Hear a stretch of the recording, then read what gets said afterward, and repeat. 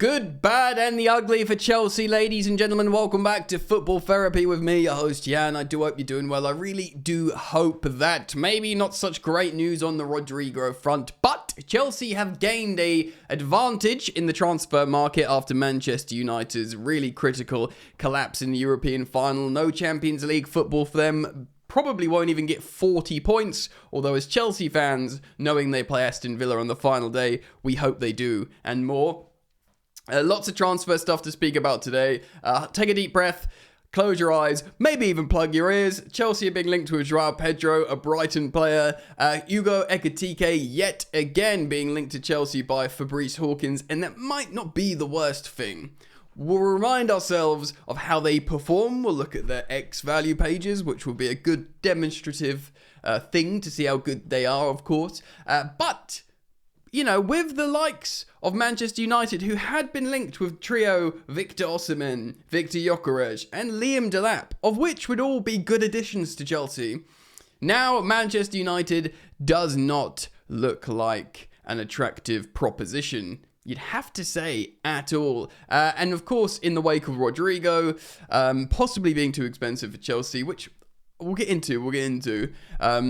Romano reminding that Chelsea are looking at Morgan Rogers, who can play on the left-hand side as a right footer, which you'd have to say would be a massive upgrade at the moment, and he does perform really well in the Premier League. And to be honest, him and Cole Palmer linking up scoring goals and both doing the cold celebration, I see good in that rather than bad.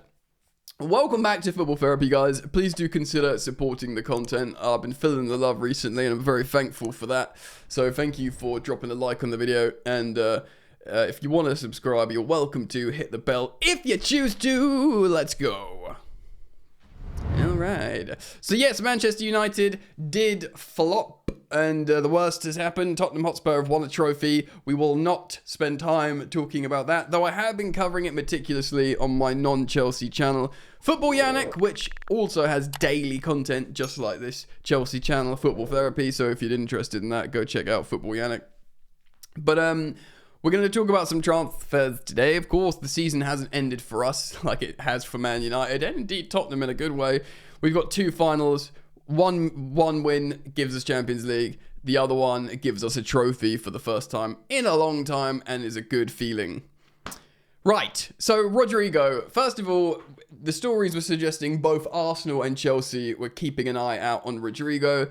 It would have been an amazing opportunity. I shared on my Instagram a piece of media of Jude Bellingham saying he's the most underrated and most naturally talented player in the Real Madrid squad, more than himself, Bellingham, more than Vinicius Jr., more than Kylian Mbappe. He said Rodrigo is the most talented.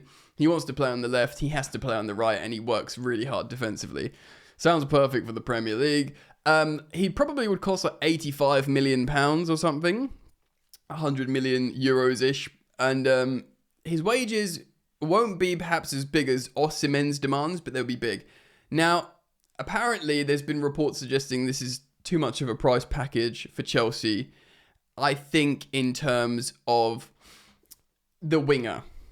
I'm speculating to a degree here because we keep saying Chelsea are going to spend money, Chelsea are going to spend money. That's what the briefs are. I think we will. We're not in any PSR problems. We're literally, well, certainly very far away from the likes of Man United scenario. So there's more money spent, but I think they'll be more inclined to spend money into a striker and then get, like, you know, other pieces of the puzzle like they need, like left winger, right footer, centre back. And I think we'll get a functional, helpful player on the left, whether that's a Morgan Rogers. Like I said, Romano said, in England, Chelsea are for sure interested in Morgan Rogers. Yet again, reiterating that, the journalist. Or maybe a Jamie Gittins. Yeah, I don't think Alejandro Garnacho, but maybe him. I'm not very excited about that prospect. Many of you aren't as well. But I think Jamie Gittins would suit the project. And if you get a striker, you add the likes of Andre Santos, who of course Todd Bowley has already stated recently the other day that Chelsea are very excited to bring him back. So that's good. Get Chelsea more functional. So it does look like Rodrigo is a bit of a pipe dream. It would be very frustrating to see him turn up at Arsenal though. But let's not think about that and let's move on and talk about other stories. Right, so we will buy a striker. and we are being linked to a couple of them. We're going to speak about Joao Pedro, Hugo Ekitike, the sources where these stories are coming from, look at their stats, and end a little bit more on a roundup because we are in a transfer advantage now. Manchester United are so financially hamstrung because they are one of the, they were talking to Osimhen, they were talking to Delap. Gyökeres, was considering returning to be reunited with Amorim, especially if they're in the Champions League. But now we are in a position. This is coming from the Mail, Simon Jones, and this is speaking about Joao Pedro. Chelsea are exploring a deal for Brighton striker Joao Pedro, who will be allowed to leave this summer. The 23-year-old missed Brighton's game against Liverpool on Monday after a training ground altercation with teammate Jan Paul van Hecker. Great, fighting on this training ground. Chelsea are a number of teams interested, but as understood, they held a meeting on Tuesday regarding the Brazilian who cost 30 million. Brighton spent 30 million on a player. Wowee.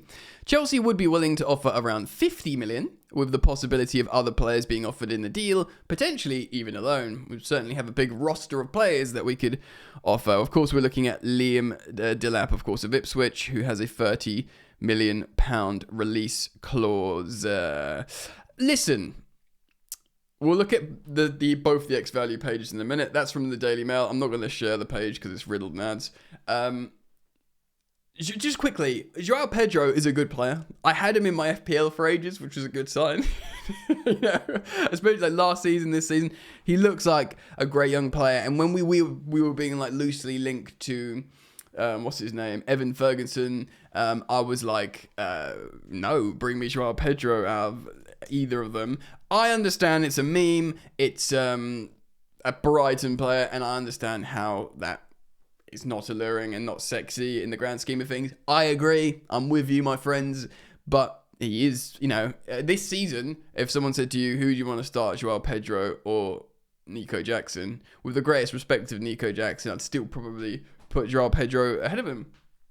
Also, Hugo Ekitike is a player that we've spoken about before. This is Fabrice Hawkins, who is a good journaliste from France. This is a translated page, I think, from a French article. Chelsea target Hugo Ekitike. We've been linked with before. Let's read a little bit more. France international, 22 years old, is of interest to several English clubs, particularly Chelsea. After his brilliant season with Eintracht Frankfurt, not even 18 months ago, he was still an unwanted player on the fringes of the club's football team. Now he's back on the radar of major clubs. With his market value skyrocketing, Hugo Ekitike could well leave Eintracht Frankfurt this summer. The 22-year-old French striker is valued between 80 and 100 million euros by the German club. Wow. Both player and club have agreed to a transfer if mutual interests are respected. Well, let's just take 80 million euros. What's 80 million euros in pounds? Because I don't understand the euros. It's 67 million pounds. 5 million more than Mudryk for an inform striker playing in a top 5 European league, not the Ukrainian league. I quite like Hugo Ekitike. I like the look of him. I know, all of you will be like, Osimhen or no one. We'll speak about that again in a minute. 22 goals and 12 assists in all comps. Wow.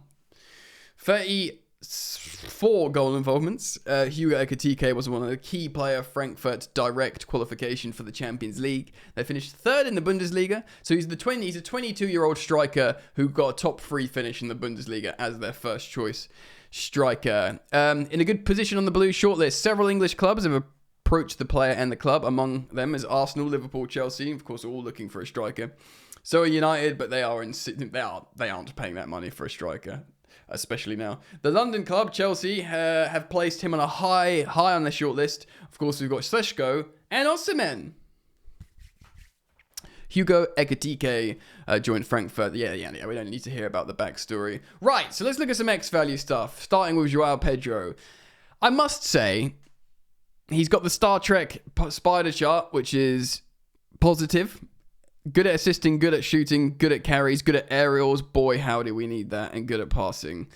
Slightly plays in the left pocket, which is good for Chelsea because we've got not only a right winger, we've got a Cole Palmer who likes to operate on the right, sort of offering more slight space on the left. He's only 23 years old, of course. Let's look at his advanced stats for further ref. Mobile finisher, so he can finish chances all around the pitch. I must say, actually, these off the bat look good. His polar chart's very good. His non-penalty XG is very low, which means he's not getting into goal-scoring opportunities. But yeah, so he takes penalties here, which is why it's juiced up on the top left here on his general XG. But his expected assists is very good. He's generally very, very efficient attacker, it looks here, like helping the attack, which would kind of make sense to me in terms of what Maresca wants. He wants a player like Jackson that can help the attack, but João Pedro is better in the air. He's a better finisher than Nicholas Jackson. So that's good as well. Let's have a look at Hugo Ekitike. Look at this. Not passes there, but I think that's down to the Bundesliga play style. But incredibly strong at assisting, top of the pops in terms of shooting, carries, and good aerials too. As you can see, slightly left pocket dominant as well. Similar. All-round finisher and mobile finisher. Very strong indeed. Only 22 years old, Hugo Ekitike, so even younger than João Pedro, I think was 23, if I haven't just melted my brain. Let's have a look at his strengths here. What jumps off the page here is the maxed out expected offensive value added, which is how you help the attack. Same again. Wowee. Look at this, guys. Expected goals.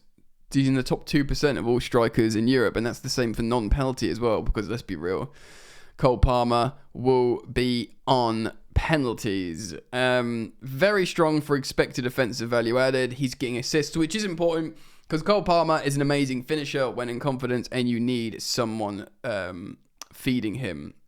Yeah, expected threats from carries, very strong as well, an amazing dribbler. He's up there with the likes of Boniface and Kane in terms of expected assists received, expected offensive value added. There you go, top of the tree in Europe. All-round finisher, number one. I must say, I like the look of young Hugo, and there's a reason why this kid is being quoted as so much money, £67 million plus. Let's hope it's close to that. I get it. It will be it will be signing another forward from the Bundesliga. We've all been hurt from Werner and Nkunku, although I think Nkunku context is required why that didn't work. But yeah, I get it, man. I am with you. But he does look really good. I do like him. We've looked at his stats before. And we probably will look again if this story develops to remind ourselves. I might quickly just pull up his understat as well. It was a little treat. One moment. Right. Here is his understat here. I've compared him with Nico Jackson. As you can see, Hugo Ekitike is in the green, Nico Jackson is in the blue. In every single stat and metric represented here on this spider chart, Hugo Ekitike is a lot better than Nicholas Jackson. Yada, yada, yada. Harder league, easier league, whatever you want to say. The truth is, Jackson's good, Hugo's good. I think Hugo would be a better first choice striker for Chelsea. 67 million quid. Would represent probably fair market value or however much you would cost. He's an exciting young striker. We've got a good bunch of young French players, French-speaking players. I'd quite like it. But of course, you man will want the big boys.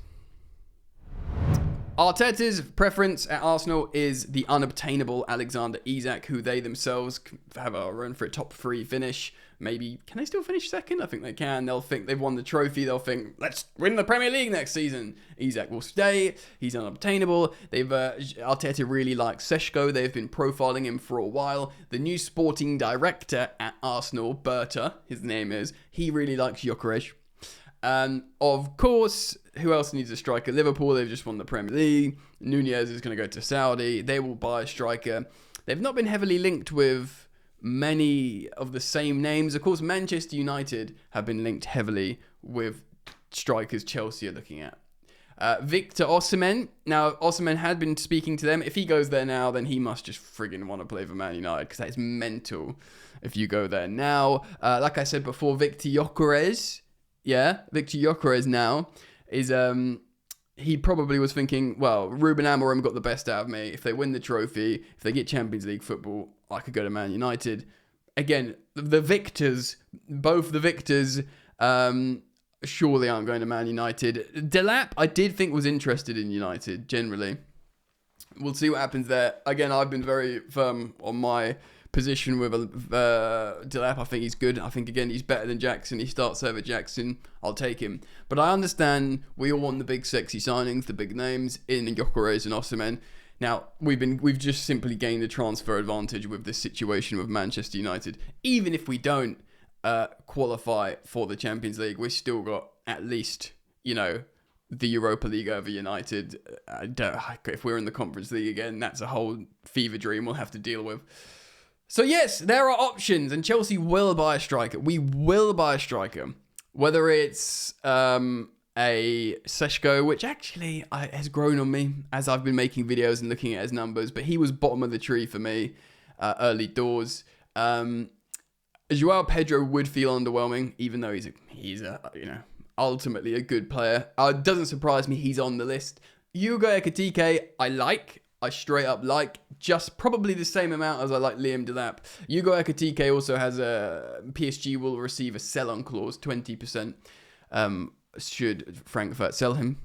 So that's probably why they want to juice his value up a bit more, because they lose 20% of the sale price. But yeah, Delap's a bargain, 30 million. He starts for Chelsea right now in that squad. Simply does. And I'd be quite interested should we convince him.